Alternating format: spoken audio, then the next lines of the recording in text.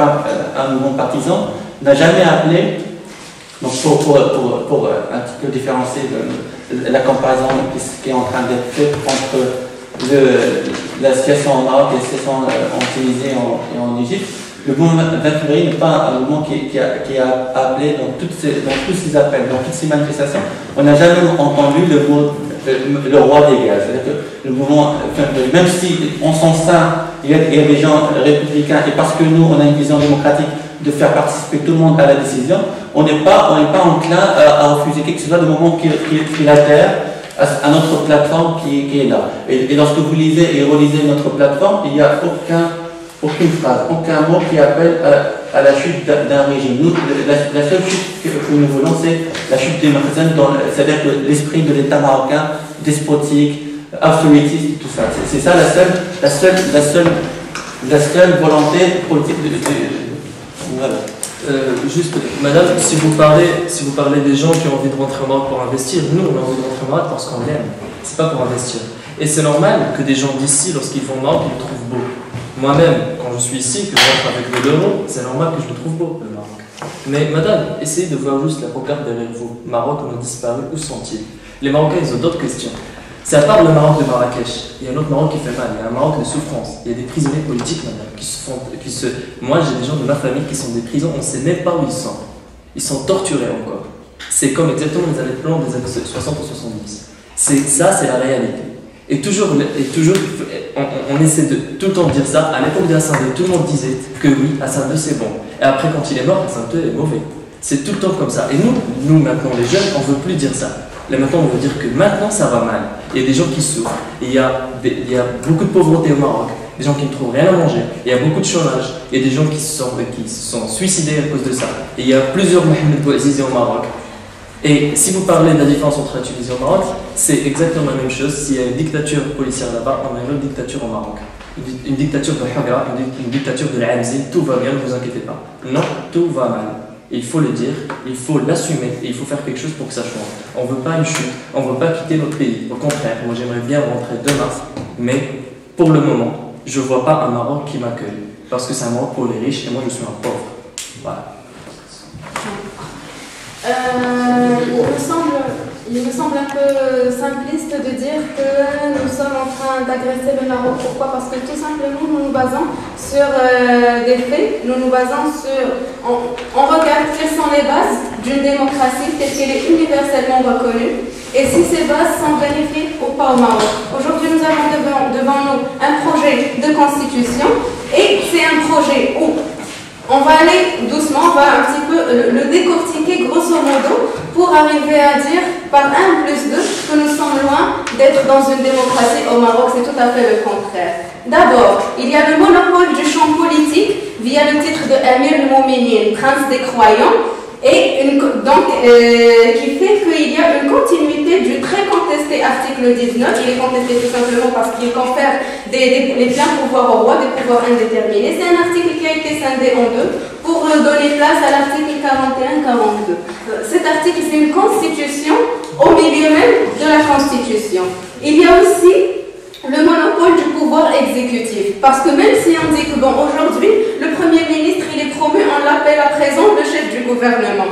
Mais c'est toujours le roi qui il a entre les mains cette arme de nomination des ministres et de leur destitution également. C'est lui qui préside le Conseil des ministres. Et quand il veut déléguer cela, il le fait à son bon vouloir. Dans l'exécutif, le roi a toujours la mainmise sur l'exécutif. Je ne suis pas en train d'inventer ça, c'est les articles de la Constitution. On a dit la mainmise sur le champ religieux, la mainmise sur l'exécutif. Et tu as la mainmise sur l'exécutif, on en vient maintenant, au pouvoir judiciaire.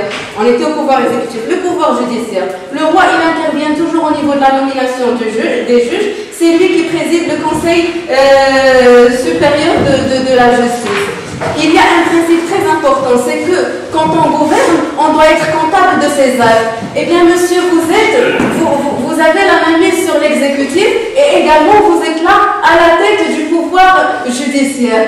Où est la séparation du pouvoir dans tout ça? Donc, le principe de séparation des pouvoirs ne se vérifie pas. Et de deux, c'est une personne qui n'est pas comptable de ses actes. Parce que c'est elle qui définit les orientations globales du pays, c'est elle qui définit les orientations politiques du pays, il ne faut pas se leurrer. Et c'est également cette personne qui a la main sur le pouvoir judiciaire, qui a également gardé la main sur le pouvoir législatif. Parce qu'aujourd'hui, le Parlement, il n'est pas, avec le projet de constitution, il n'est pas prêt de laisser tomber son rôle historique de chambre d'enregistrement.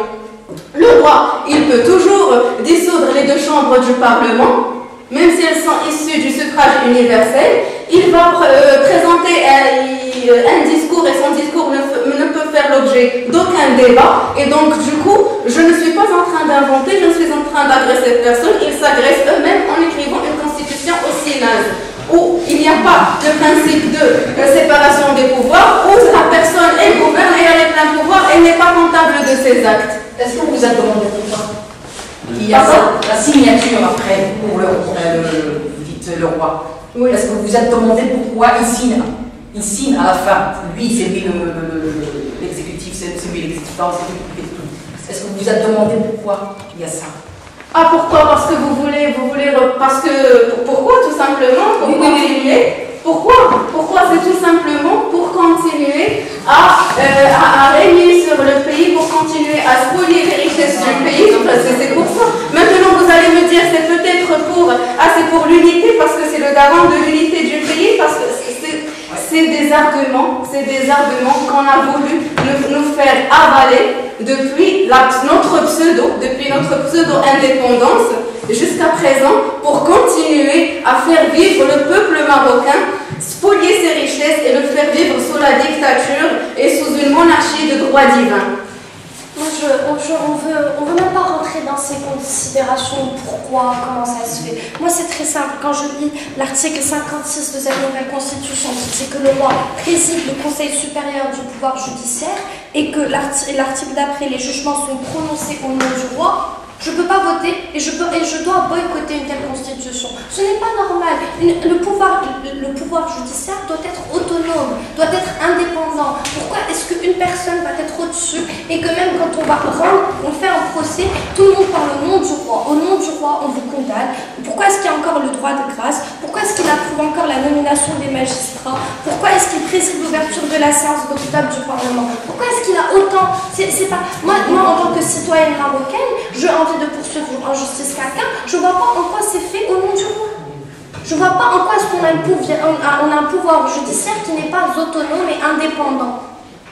La justice, c'est l'un des premiers, enfin, c'est même pas qu'un droit on n'a pas à le demander, c'est quelque chose normalement qui doit être acquis. Et c'est pour ça qu'on le sort.